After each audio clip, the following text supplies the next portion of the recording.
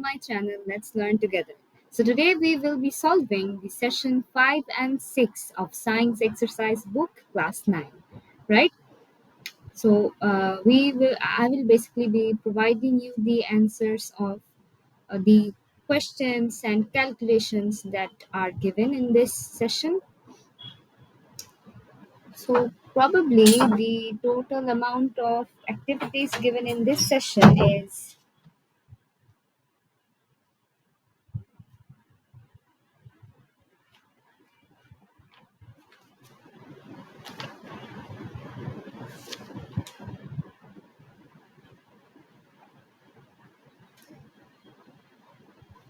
So there are basically 5 activities given in this session.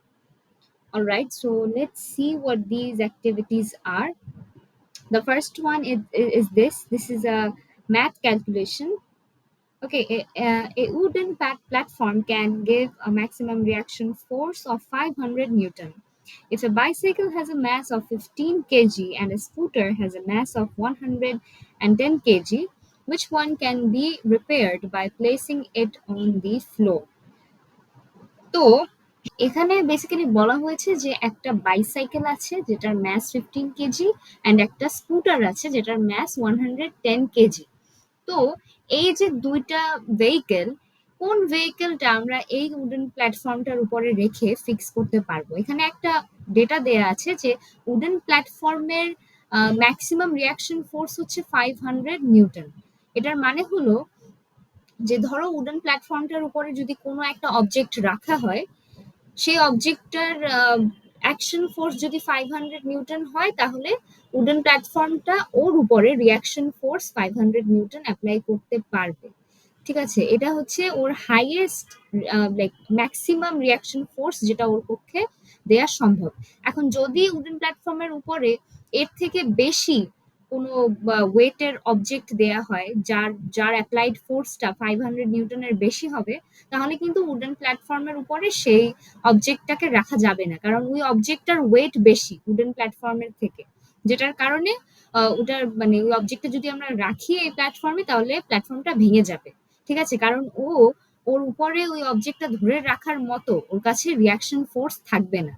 500 এর বেশি ওর reaction force কে নিতে পারবে না। ঠিক আছে, তখন আমাদের ডিটারমাইন করতে হবে যে বাইসাইকেলের ম্যাস 15 কেজি এন্ড স্কুটারের ম্যাস তো 100 কেজি দেয়া আছে, রাইট? তো এখান থেকে বের করতে হবে যে ওদের দুইজনের ওয়েট কত।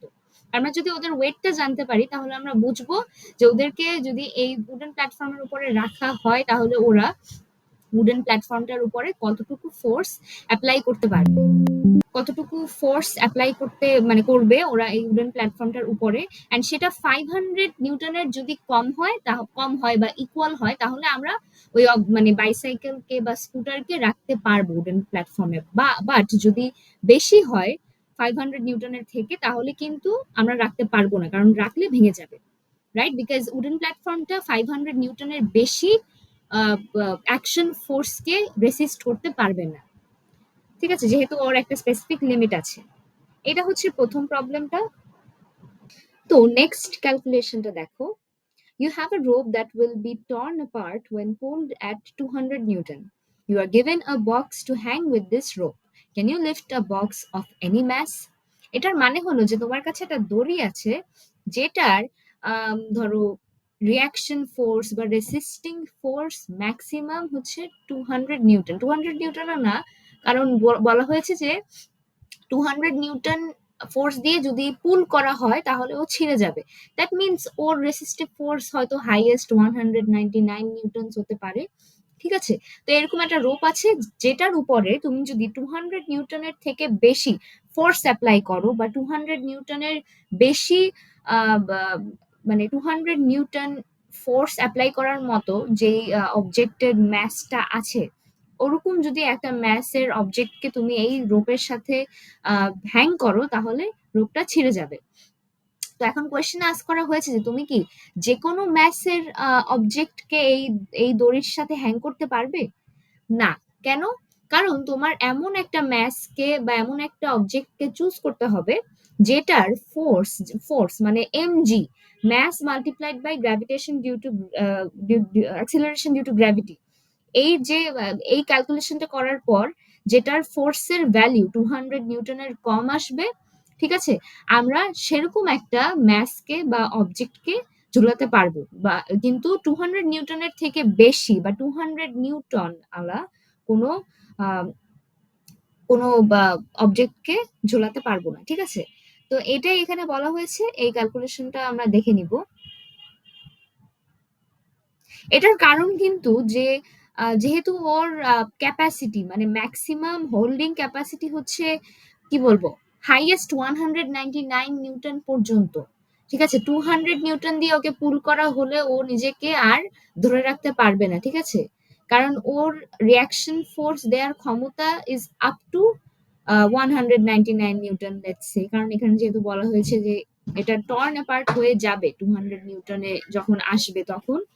আচ্ছা, এখন নেক্সট কোয়েশ্চেনটা দেখো। Now think about it. When you throw the object away in the game of throwing weights, if you play the same game on the moon instead of on the earth, will the object go farther or less with the same force? Write your answer in the space below. That means এখানে কোনো একটা গেমের কথা বলা হয়েছে, object throwing game.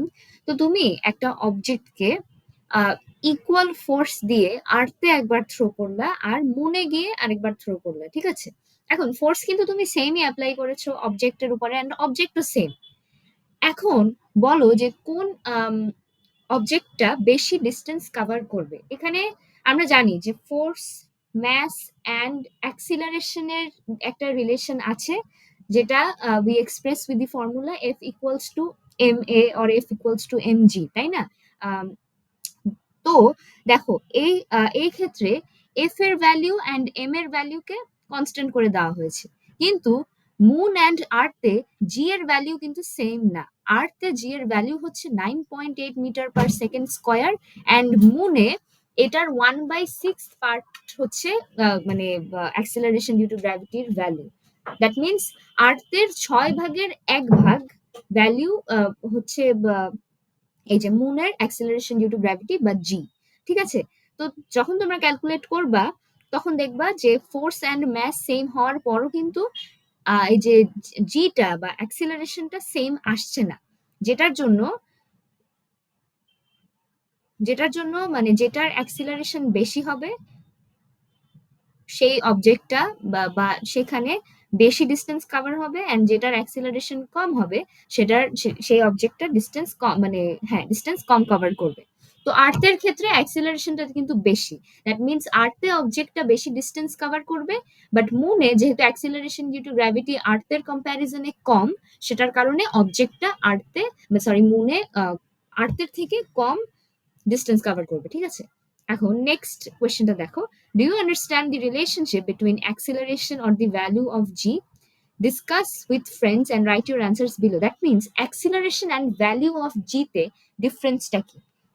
যখন আমরা acceleration বলি তখন আমরা যে কোনো ধরনের অ্যাক্সিলারেশন মিন করতে পারি। এটা হরিজন্টাল অ্যাক্সিলারেশনও হতে পারে, ভার্টিক্যাল অ্যাক্সিলারেশনও হতে পারে, এটা মানে কি বলবো, এটা ডায়াগোনাল অ্যাক্সিলারেশনও হতে পারে, যে কোনো ধরনের অ্যাক্সিলারেশন হতে পারে। কিন্তু যখন আমরা ভ্যালু অফ জি বলি, ভ্যালু অফ জিটাও কিন্তু একটা অ্যাক্সিলারেশন ঠিকই, কিন্তু ভ্যালু অফ জি বলার সময় আমরা বেসিক্যালি মানে জি মানে কি অ্যাক্সিলারেশন ডিউ টু গ্র্যাভিটি, মানে এখানে আমরা মিন করতে চাই যে অ্যাক্সিলারেশনটা গ্র্যাভিটেশনাল পুলের কারণে কজড হয়, ঠিক আছে, বা if comes into effect due to gravity, সেই অ্যাক্সিলারেশনটাকে আমরা জি বলি।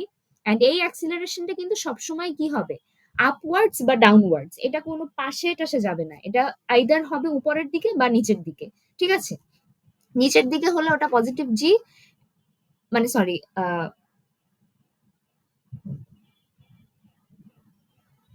হ্যাঁ, তো এটা হচ্ছে ভ্যালু অফ জি এর মানে, ঠিক আছে। ভ্যালু অফ জি বা g is also an acceleration, but here gravity is specified, okay, or the presence of gravity is specified, that's why, ঠিক আছে। তো এইভাবে এক্সপ্লেন করে এখানে লেখা লাগবে। তারপরে নেক্সট কোয়েশ্চেনটা দেখো। If Mars has a mass of 6.4 into 10 to the power 23 kg and has a radius of 3390 kilometer, Can you determine the gravitational acceleration on Mars? How much would you weigh on Mars? Everyone may calculate using your own mass. If you don't know, measure it.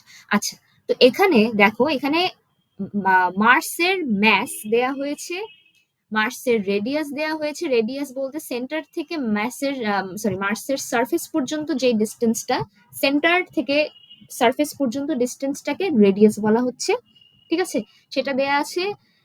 এই দুটো জিনিসই দেয়া আছে। এখন এখান থেকে আমাদের বের করতে হবে যে ওর গ্র্যাভিটেশনাল অ্যাক্সিলারেশন বা value of g, okay, value of জিটা কতটুকু।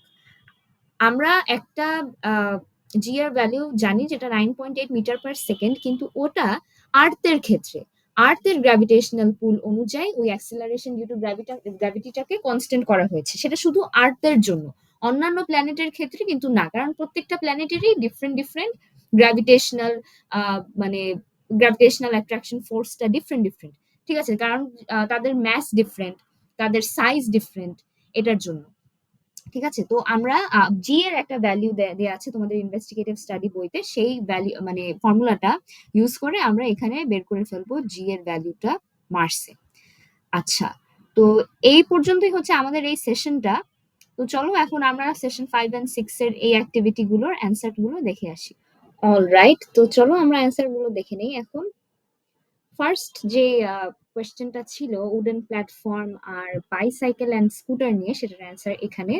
এখানে প্রথমে কি করা হয়েছে, বাইসাইকেল অ্যান্ড স্কুটার এই দুটো ভেহিকেল কতটুকু ফোর্স অ্যাপ্লাই করতে পারে কোনো একটা অবজেক্টের উপরে, মানে ওদের যে অ্যাকশন ফোর্স সেটাকে বের করা হয়েছে। বাইসাইকেলের জন্য সেটা 147 নিউটন, আর স্কুটারের জন্য সেটা 1708 নিউটনস। ঠিক আছে, তো আমরা কোয়েশ্চেনে দেখেছিলাম যে উডেন প্ল্যাটফর্মের ম্যাক্সিমাম রিয়াকশন ফোর্স বা ম্যাক্সিমাম রেসিস্টিভ ক্যাপাসিটি বা রেসিস্টিভ ফোর্স হচ্ছে 500 নিউটন। তো দেখো এখানে বাইসাইকেলের অ্যাকশন ফোর্সটা 147 নিউটন, যেটা এই উডেন প্ল্যাটফর্মের ক্যাপাসিটি বা রিয়াকশন ফোর্সের ক্যাপাসিটির মধ্যে আছে, তাই না? 147 নিউটনটা তো 500 নিউটনের থেকে কম অনেকটা। সেটার জন্য আমরা ইজিলি বাইসাইকেলটাকে এই যে উডেন প্ল্যাটফর্মের উপরে প্লেস করে ফিক্স করতে পারবো।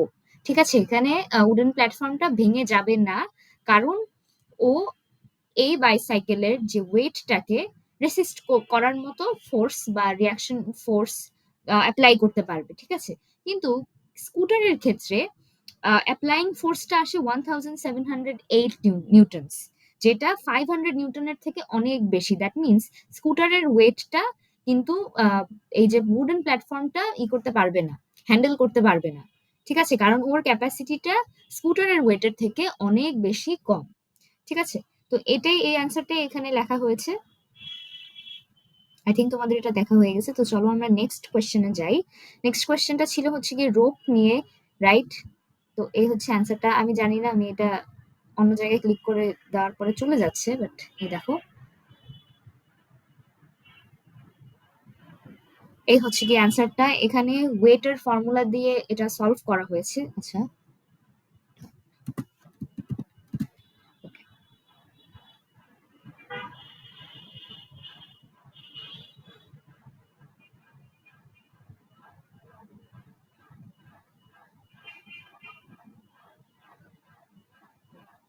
তো আমি যেমনটা বলেছিলাম যে এমন একটা ম্যাস আমাদের দরকার যেটা অ্যাপ্লাইং ফোর্স 200 নিউটনের থেকে কম হবে। ঠিক আছে, কারণ কম হলেই এই রোপটা ওই ম্যাসটাকে হ্যান্ডেল করতে পারবে বা সাপোর্ট করতে পারবে। কিন্তু যদি এই ম্যাসের বা যদি এই ম্যাসটা বেশি হয়, যেটার কারণে ওর অ্যাকশন ফোর্সটা বা অ্যাপ্লাইং ফোর্সটা বা ওয়েটটা বেশি হবে 200 নিউটনের থেকে, তখন কিন্তু এই যে রোপটা এটা টর্ন হয়ে যাবে, ছিঁড়ে যাবে।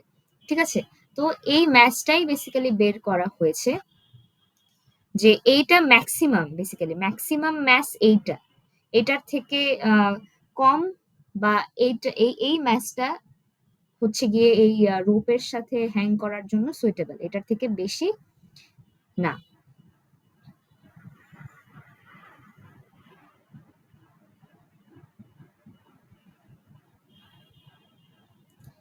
এম এর পরে এখানে যে সাইনটা দেওয়া হয়েছে এটা কিন্তু অ্যাপ্রক্সিমেট সাইন, মানে এই যে এইটা ডিভাইড করার পরে অ্যান্সারটা কিন্তু ডেসিমাল পয়েন্টে আসে, তাই না? তো সবগুলো ডেসিমেল লিখি না, আমরা লিখতে হয় না, কয়টা ডেসিমেল লিখতে হয়, and তার সাথে দরকার হলে এই সাইনটা বা ব্র্যাকেটে তোমরা অ্যাপ্রক্সিমেটলি লিখে দিতে পারো। ঠিক আছে, আই থিঙ্ক তোমাদের এটাও দেখা হয়ে গেছে। নেক্সট কোয়েশ্চেনটা দেখো, when you throw the object away in the game of throwing weights, if you play the same game on the moon instead of on the earth, will the object go farther or less with the same force? এটা আমি আগেই explain করে দিয়েছিলাম তোমাদের, তোমরা এখন just অ্যান্সারটা pick up করে নাও।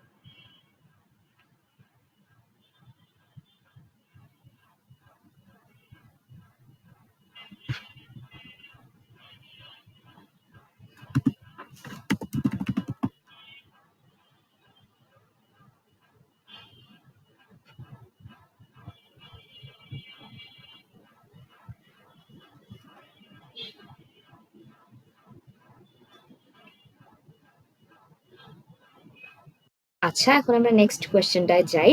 এখানে ওই যে অ্যাক্সিলারেশন এন্ড ভ্যালু অফ জি এর মধ্যে একটা রিলেশন বের করতে বলা হয়েছে, এটাও আমি আগে এক্সপ্লেন করে দিয়েছিলাম, এটার অ্যান্সার এখন জাস্ট তোমরা পিক আপ করে নাও।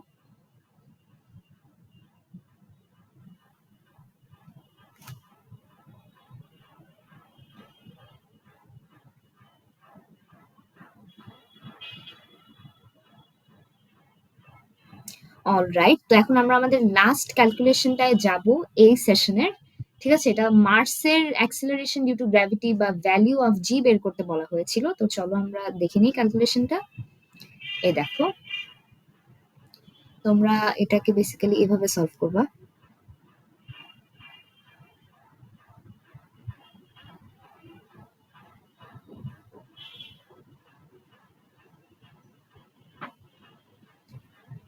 প্রথমে এখানে অ্যাক্সিলারেশন ডিউ টু গ্র্যাভিটি মার্সের যেসব ডেটা দেয়া ছিল, যেমন মার্সের ম্যাস, ঠিক আছে, তারপরে রেডিয়াস, সেগুলো দিয়ে বের করা হয়েছে। অ্যান্ড জি মানে গ্র্যাভিটেশনাল কনস্ট্যান্টের ভ্যালু তো সব জায়গায় সেম থাকে, তো সেই অনুযায়ী এটা করা হয়েছে।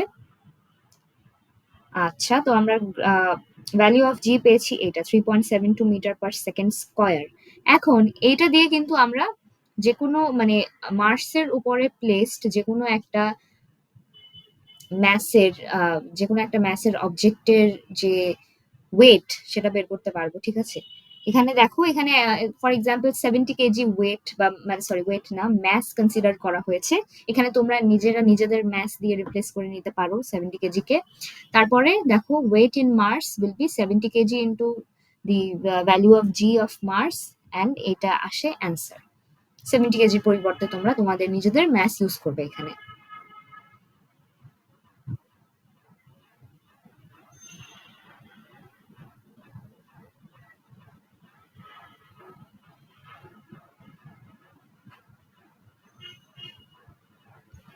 অলরাইট, তো তোমরা এটা ভিডিও পজ করে দেখে নিতে পারো।